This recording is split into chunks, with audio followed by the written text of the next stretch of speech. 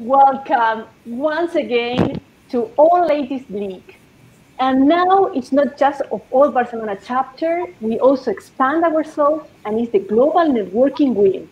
And this is precisely what we are doing with this series of conference in different subjects, trying to listen, to exchange, to networking, because networking is about many things. It's about, for us, gender equality, talking about women, talking about empowerment, emotional management, sustainability. And today, to have the immense pleasure, and it's our second time that we have this enormous pleasure to have bestseller author Birgitte Tan. Welcome, and thank you so much for being here, Birgitte. Birgitte is author of this wonderful book that we already presented here in February. And now we are going to this 5-finger method. And today it will be the first finger that is, please ladies, 2 thumbs up. You know, that's what we need in our journey of seeking peace. I think that any woman have been through this moment that they need to seek for peace, for a conflict situation, a tragedy. Why not? COVID-19 have exposure that all of the people, all without exception, they are exposure to difficult situations. So that's what we're going to do to keep this positive message that we can do it, that we can make it, and we can go through all the tragedies and all the difficulties that we face. And for that, we have a wonderful Birgitte that she not only write because she's an author, a coach, she has been an oncologist. Now she's totally give up into what means to be an international speaker, to be an author, but she lives what she writes. That is the wisdom when you write, not about what you see, but what you feel. So that's why Birgitte had this double value, and that's why we are so happy. And I would like to welcome Birgitte. And please tell us this first finger, the 5-finger method, and this first finger that we are going to address on this micro edition that you will see after this half an hour of 25 minutes, you will see that you will want it to read it and you will want it more. I promise that. Please, Birgitte, go ahead. Thank you so much, Mar. Thank you so much, Mar and Clarissa and Tanya, for being with me today. And thank you so much for joining us today. And I love you very, very much. And such an honor to be here. And yes, this 5 fingers method, for me, I created this to make it easier and more simple for everyone to be able to navigate through changes and challenges. As Mar says earlier, we all go through things in our life, and there are myriads of tools and skills out there to be able to thrive through our changes and challenges. And at the same time, sometimes when we're already confused, we don't want a myriads of things, it gets more confusing. So I streamline it into 5 fingers, each into 5 key points, each correlates with one of your fingers. And the thumbs, the first finger is our thumb, and that is for 2 thumbs up tears. And what's 2 thumbs up tears? Well, we're going to discuss it further, so please continue listening to us. Thank you, Birgitte.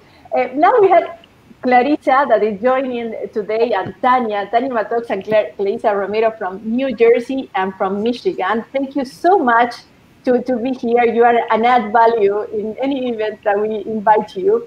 And please, I will love if you can introduce yourself, what you are, and what are you doing here? What is your contribution with this book? Because it always raises questions, and we have here Birgitte to bombing her with questions, and yes, and feel at home. Please, Tanya, go ahead.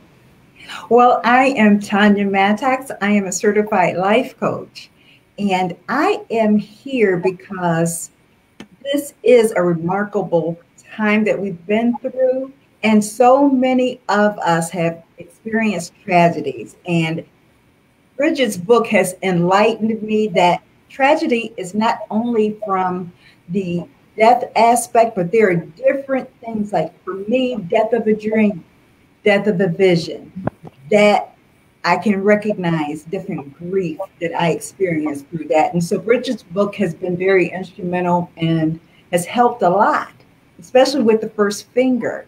And that's tears and learning about the cleansing effect of tears and all of that. I am really looking forward to discussing more of that information. Thank you, Tanya. Please, Clarissa.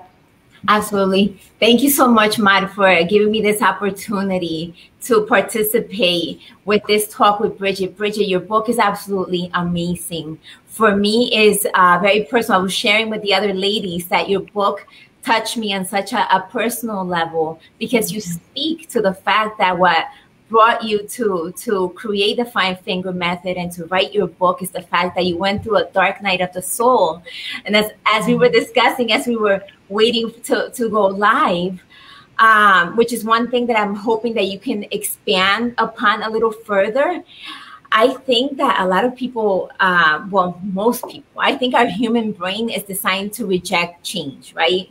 Yes. Most people don't like change, but life is always lifing. How Tanya was saying, there's always something happening. Life is always lifing, and change is always happening, whether we realize it or not. Change is a part of life, but our human brain wants consistency, wants things to always stay the same. And you mentioned in your book that sometimes change brings us good things, right? It could bring a good opportunity, but sometimes it brings us grief, right? And when it brings us grief, I think that the tendency that we have is to, of course, reject it, go into all the stages of whether it's denial, anger. But a dark night of the soul, in my own dark night of the soul, that's why I said that your book touched me on such a personal level. I went through a very intense dark night of the soul 10 years ago, where I was bombarded with a bunch of traumatic events all at once.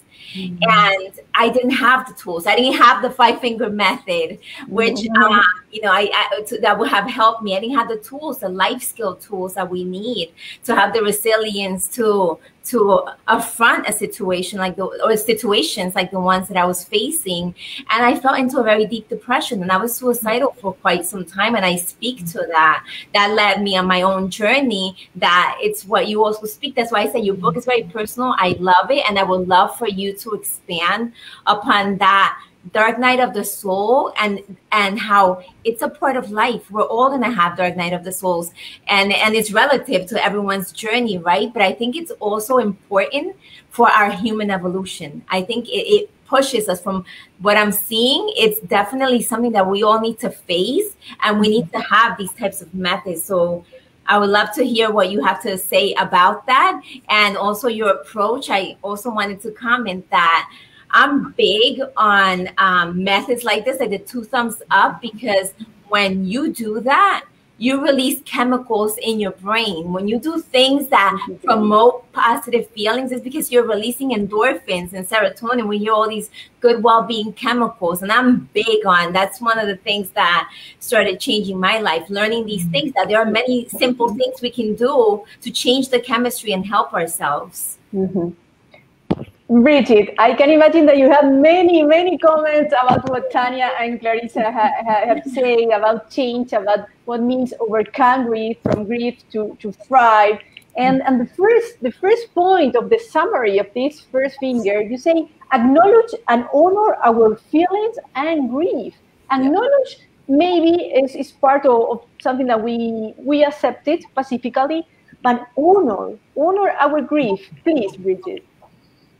Thank you, Mar and Clarissa and Tanya. Yes, so it's very normal. It is very normal and natural for us to feel unsettled when there is change. And yes, our tendency is to reject that. And it is a choice to a good degree, that to remind ourselves. Let me tell you, there was actually an experiment which is very interesting. This is in Biosphere in Arizona a couple decades ago. And in that experiment for a biosphere, they discovered that palm trees palm trees like the one that's swaying on the beach in my home country, Indonesia. Palm trees cannot survive without the ever-changing weather and wind and storms, even when they have water, sun, and nutrients. So such an interesting discovery, and we're like trees. They need the changes. They need what's so-called adverse condition actually to be able to thrive. Because when everything's static, it's not going to move. And if we think about our body, many people don't realize this, but when you study biology, they tell you that your body is an ever-changing thing. We actually releases our cells all the time. Now, it's a lot of time, definitely can be easier said than practice, but that's why we have guides nowadays that make it easier. And yes, at the same time, we want to acknowledge the change and honor the feeling. And yes, Mar, when you just acknowledge, you're like, okay, but honor it. It's actually your response to it. In the book, I share about like the police that coming to your door. you don't even just acknowledge it. Oh yeah, you're there, and then you go back and do your laundry. You take care of it right there, right then, because grief, in a way, is like when the police come to your door. If you acknowledge it, okay, I'm grieving, but you keep running and trying to do other things instead of addressing it, it can get actually like an abscess, which we discuss in the book. It got worse and worse. While if you acknowledge it, you're like, okay, I notice I'm grieving because there is a change. I feel unsettling feelings. Other name is grief, and I address it right now. Very soon, you feel calmer. You feel most likely more settled. Now, how soon, everybody different and depend on what's going on. But it allows you to kind of look at things clearly, and then more likely you'll be able to say, okay, what can I do next? Instead of, okay, all right, I acknowledge it, and then I'm trying to look away. So. Thank you, Brigitte. I love that like it's like the police that is coming. No, so we have to accept our crimes, no matter what is it. Just accept it and confess. No, that is the first aspect to grow. Tanya, I see that you acknowledge, you acknowledge, and you honor your grief. I am. I have grieved the fact that I cannot continue in a study that I wanted to participate in my life. Years ago, I was really into dancing, and I grieved the fact that I did not pursue it further to professional status. I could have stayed stuck there. I had someone in my life who approached me, and they just knew that I was going to be on the stage in New York somewhere dancing, and there I was at a dance studio as a receptionist, and they couldn't believe it. Well, I embraced the fact that I did not do that because I had a different priority. I didn't know that I was so connected in my soul to that. So the grief surprised me. However, years later, I developed a chronic disease that would have prevented me from ever continuing in a dance career. So sometimes that change, as you mentioned, Brigitte, opens up other opportunities, and we have to be open to receive those things in order for us to grow. I could only imagine being stuck and brooding about the fact that I was not living this life as a professional dancer, and I would have missed so many other opportunities. I would have missed motherhood and a good marriage. And I am so happy that I was able to, unfortunately, I didn't have Bridget's book, but I was able to accept that and grieve it. It was interesting to recognize, but I did accept it and was able to grow on from there. Thank you, Tanya. We are all aligned. We would say, why in that moment I didn't have this book? Isn't it? That's the feeling. No, we all have. Yeah. Let's go to the other point. They say grief is like an invisible abscess. Yeah. Grief is cumulative and cumulatively destructive. So let's go of resistance. That is what we were talking about, Brigitte. Mm-hmm. Yeah, so the resistance is like, as we said, Mar, when a lot of time people feel uncomfortable, and it is normal and natural when you feel uncomfortable, you say, I don't want this. Who wants to be uncomfortable, right? So, no. But it's, if you ever try to move furniture, let's say you have a big heavy furniture, now you try to move it on a carpet, how difficult it is. Now imagine you are trying to move the same furniture on a very smooth, well-polished floor. It slides right through. Part of my house carpet, part of it, this wood floor, it slides right through.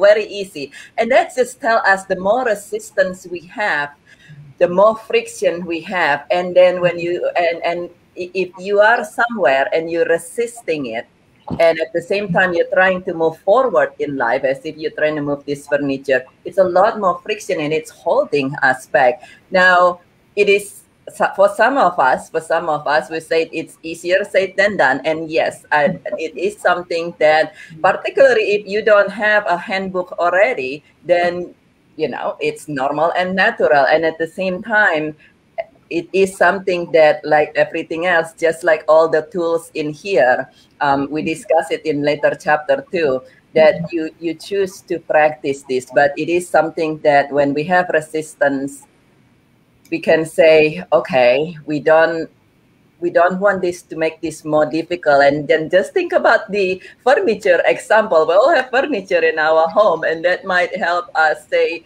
okay, you know what, let's just have these slides along. And that's also where the honor and acknowledge, because when something we have already honored and acknowledged it, it's easier for us to say, okay, I honor it, I acknowledge it, I went through the pain, let's feel the pain right now, and then that's it.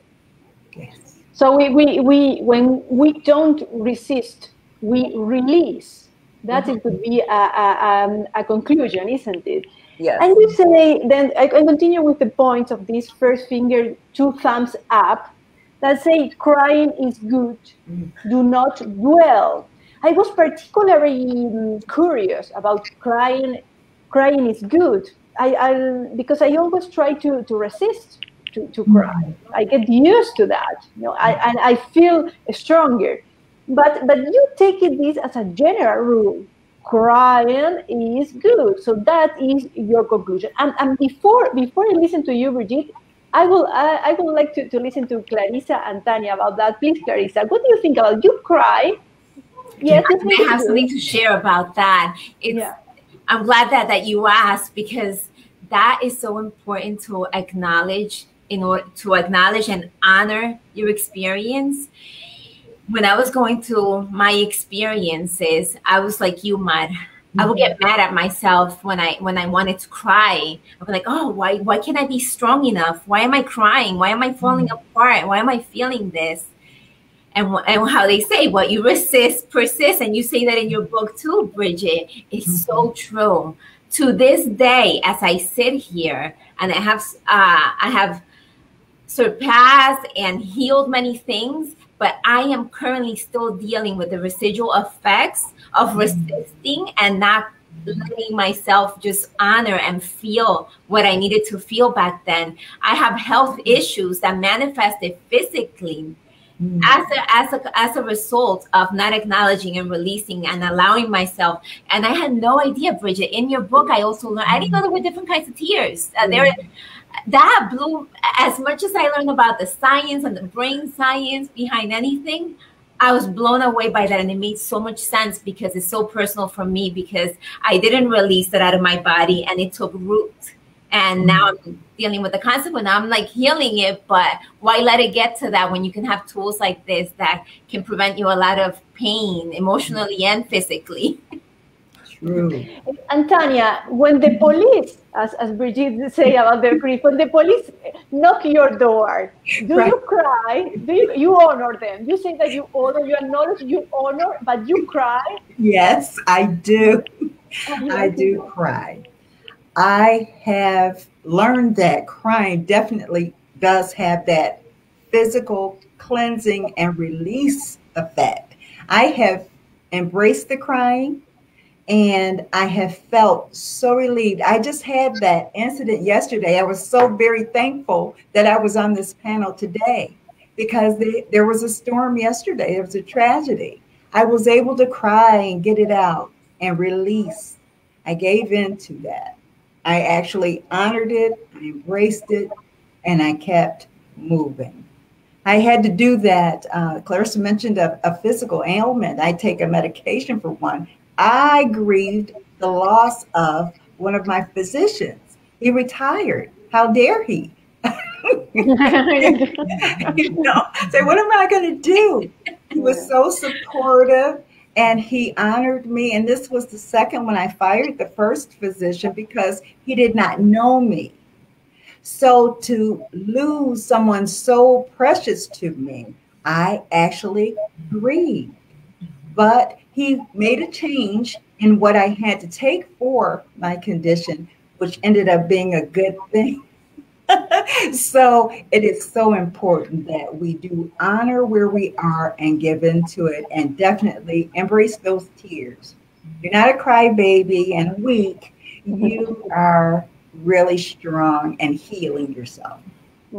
So you have Tanya, and then immediately I pass the floor to Birgitte. No, so Tanya, you go to the 7 step without reading this book. You go directly to this, and you go have a 2 thumbs attitude. That's what you have, and this is a dark chapter, but you can choose not to let it be the rest of your book of life, because nothing is perfect. Yes.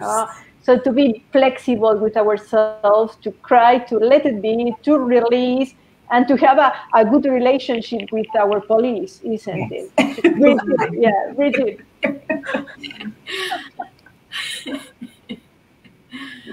Birgitte, this is the 8th point for this 2 thumbs up. Yeah. We are more or less on time, so please. But this is a so lovely and so charming conversation that I want to continue. So please, Birgitte, we wait for you for your comments on this. Do a summary of this first finger. That please take into account that there will be more. We are going to go through this conversation. Maybe next month will be the second finger method. We are going to go in depth with this wonderful book. Birgitte, please go ahead as a summary, and then I will go to Clarissa and Tanya to wrap up. Absolutely. Yes, as you said, Mar, this is the most important thing to remember. Our life is like book. That's why it's called a book of life. Another way to see it is life is like a circle of life. And you can be in the chapter that is a very dark chapter.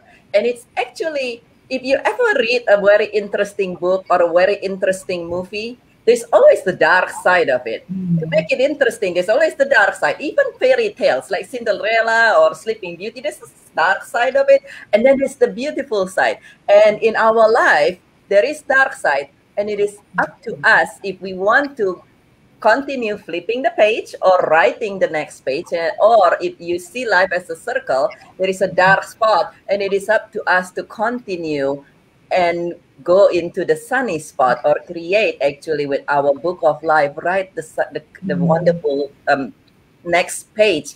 And even if you, let's say you said, I'm 90 years old, I'm listening to this, I'm 90 years old, what do I get? Well, you have tomorrow. Perhaps you don't expect to live another 90 years or 40 years, but you have tomorrow. And it is a matter of, we don't need to create something monumental, but it is a matter of perhaps we can bring a smile to ourselves and to others even tomorrow as the start of the next chapter. And using these tools and creating a 2 thumbs up, it's a 2 thumbs up moment. Everything starts with moment. So 2 thumbs up moment for yourself, for your loved one whom you interact, and while acknowledging, first of all, is our challenges, and for, it's when we acknowledge our challenges and honor it, then we can a whole lot easier create the next step that's a 2 thumbs up. Wonderful. Clarissa, what is that two thumbs attitude that we could learn from this book, please? Just to end, because we are on time. Yeah. Absolutely. No, that two thumbs up attitude, we have to remember, has to be a part of life every day. Because life, how we started this conversation, life is always lifing. And there's like this poem by Ram Dass that says, invite all emotions in, even the ones that feel like a thief in the night that comes to steal all your belongings, because it may be bringing a blessing in disguise. And so we really have to just welcome everything and honor it with a two thumbs up approach. Yes. Wonderful, Clarissa. Tanya, your message of hope, of this attitude, of two thumbs up for these lessons, these wonderful lessons, this wonderful tool, because it's a tool, and for your own experience, Tanya. Yes. It is very important to embrace with a two thumbs up attitude all your trouble and tragedy, and definitely honor. I like that definition, regard with respect. Knowing that what you're experiencing, like Bridget said, is going to make you stronger, just like that palm tree. That's right. Thank you, Tanya. Bridget, the last message you would like to send? My final message for today is actually know that you are not alone. Beautiful. Know that you are not alone. We're here, each and every one of us here, Mark, Clarissa, Tanya, and myself here. And the book is available on any Amazon, from Amazon in any country. And you are also welcome to connect with me directly through this page, through the Facebook, through my website, From Grieving to Joyful Living. But know that you are not alone. We're here for you. And like everything else, when there is a support, it's a lot easier to go through the dark time, whether it's a small change or a significant change. Beautiful, Brigitte. You are the author of the book of your life, and that means that you could grab to this kind of tools and search peace in yourself. So thank you so much, charming ladies, to be here and to be this and to transmit this spirit that this is All Ladies League, and now Global Networking Win from All Ladies League, when we try to gather this woman empowerment, and exactly what Bridget have said. You are not alone.